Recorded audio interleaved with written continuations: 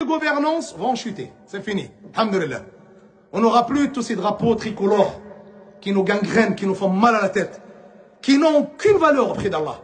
La seule valeur qu'ils ont, c'est une valeur satanique.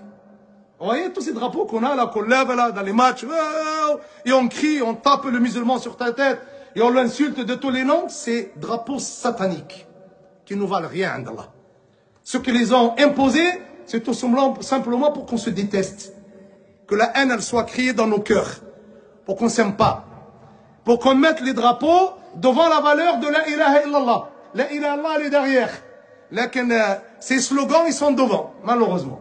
Eh bien, tout cela n'aura plus qu'une valeur. Le propos de l'imam qualifiant les drapeaux tricolores de sataniques, que ça divisait la société musulmane, ça engendrait la haine, continue à faire polémique sur la toile. Donc, suite à la demande par Gérard Darmanin, au retrait de sa carte de séjour, l'imam a fait une sortie en se défendant, en s'expliquant pourquoi il a dit de tels propos et c'était dans quel cadre au fait.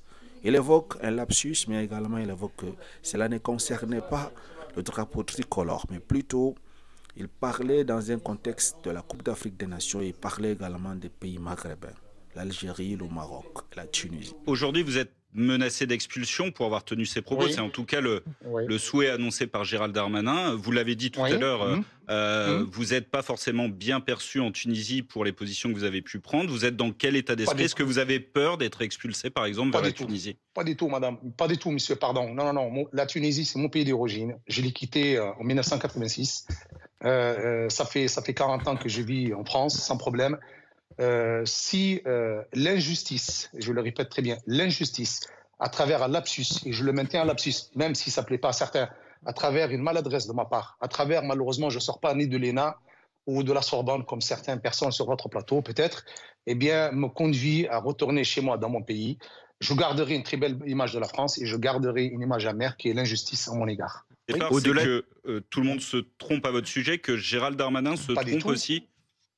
Monsieur, on est dans un pays qui est censé de respecter le droit et je maintiens bien sûr mes propos et je l'espère que je serai respecté au niveau des deux droits.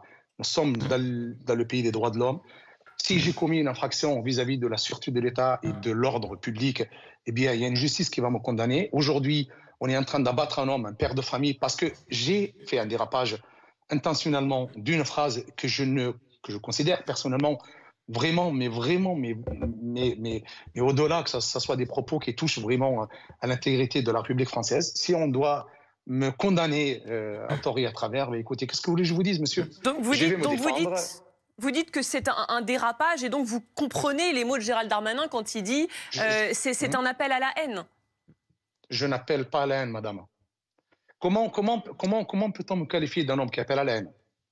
Ou sur la presse locale. J'ai appelé mais alors à des dizaines de fois au respect de la République. J'appelle les jeunes de ne pas mettre des t-shirts qui représentent le drapeau de leur pays. On est en France. J'appelle les jeunes de respecter la Marseillaise. Je remercie les autorités à chaque fois. J'ai une très très bonne relation avec le maire. Je comprends que M. Chaplet aujourd'hui, il est estomaqué, qu'il est choqué par ses propos et n'importe qui peut être choqué. Mais malheureusement, ma vidéo n'a pas été entendue de A jusqu'à Z. C'est un petit morceau de 5 secondes qui a été mis devant les médias et c'est normal. Moi-même, personnellement, si je venais à l'écouter d'une autre personne, je me choquerais. Je me dis, mais qu'est-ce qu'il est en train de dire? Mais laissez-moi le temps de répondre, laissez-moi le temps de me... Oui. Bon Dieu, j'ai le droit quand même de me défendre, j'ai le droit de m'exprimer, j'ai le droit de faire valoir ce qu'il y a de mon cœur. Je ne veux pas exposer mon cœur, bien sûr. On va le scanner. Même si ça n'a pas été mis en avant par les médias, c'est vous qui avez prêché en direct sur Facebook et vous avez une responsabilité madame, en tant qu'imam. C'est ça aussi. Madame, est-ce que vous pensez, une seconde, que la place que j'occupe, je ne suis pas un homme médiatisé, vous le savez. Est-ce qu'il est judicieux, est-ce qu'il est normal de la part d'un imam de se filmer, parce que c'est moi qui se filme, personne ne me filme, je diffuse mes cours, mes prêches, et en même temps, donc je donne le bâton pour me faire battre et je vais insulter la France et le drapeau français. Là, il y a un problème, il y a un problème psychologique. Donc si je ne l'ai pas fait volontairement, je ne l'ai pas, madame, prononcé ces mots-là volontairement pour que demain, M. Darmanin puisse dire, tiens, on va lui retirer son titre de séjour. Je ne l'ai pas fait volontairement pour qu'aujourd'hui, depuis 2 jours, je suis médiatisé du matin au soir, où je subis avec ma famille cet acharnement. Madame, dans mes propos, je le dis, je le répète, si j'ai blessé, je demande pardon à tout ce que j'ai blessé, je n'ai jamais en aucun cas prémédité mes propos pour insulter, et en aucun cas le drapeau français il a été mis en cause, ni la France. Je ne peux pas dire ça, je ne l'accepterai pas et je ne me laisserai pas faire. Quoi qu'il en coûte, on me conduira chez moi, je repartirai chez moi, madame.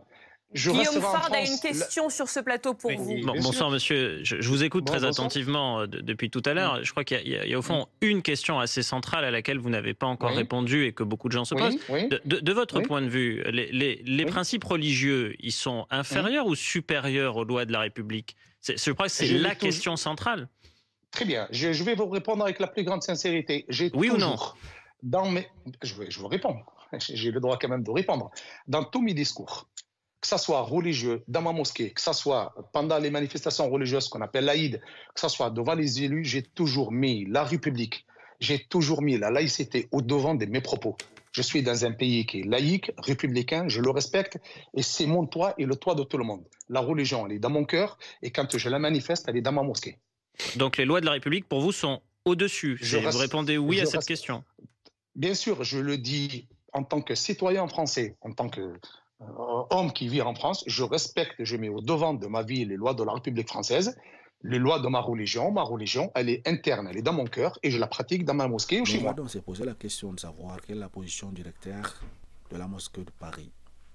Dans le communiqué que je vais lire actuellement, vous allez voir, la Grande Mosquée de Paris condamne fermement ces déclarations qui vont à l'encontre des principes fondamentaux et des coexistences pacifiques et de respect mutuel en tant que lieu de culte et symbole de l'islam en France. Nous réaffirmons notre attachement indéfectible aux valeurs de fraternité, de paix et de vivre ensemble. Ça, c'est la position donc, du recteur de la Grande Mosquée de Paris. Dites-moi, qu'en pensez-vous de cette histoire? A-t-il vraiment fait un lapsus ou bien il considérait réellement que c'était le drapeau français qui faisait allusion, ou bien il parlait, comme il a dit, comme il soutient jusqu'à maintenant, qu'il faisait allusion au drapeau dont algérien, tunisien et marocain. Et il parlait uniquement dans le contexte de la Coupe d'Afrique des Nations.